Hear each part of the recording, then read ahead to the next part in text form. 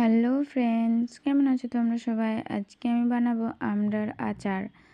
তো তার জন্য প্রথমেই আমি আমড়াগুলোকে এভাবে করে কেটে নিয়েছি। তারপর 5 ফোড়ন আর শুকনো লঙ্কা হালকা থেতো করে নিয়েছি।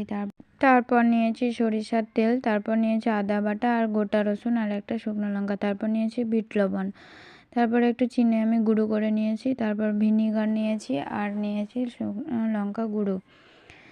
তো প্রথমে আমি পাত্রটা চাপিয়ে দিয়েছি, তারপর আমি দিয়ে দিয়েছি এখানে অনেকটা পরিমাণ সরিষার তেল, তারপর দিয়ে দিলাম গোটা রসুনটা আর শুকনো লঙ্কাটা দিয়ে এটা একটু ভেজে নিলাম।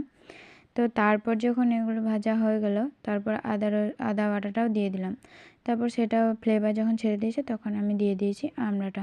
তো আমড়াটা দিয়ে একটু একটু বলতে একটু ভেজে নেব, খুব নরম হয়ে যাবে এরকম না, একটু লাল করে ভেজে নেব।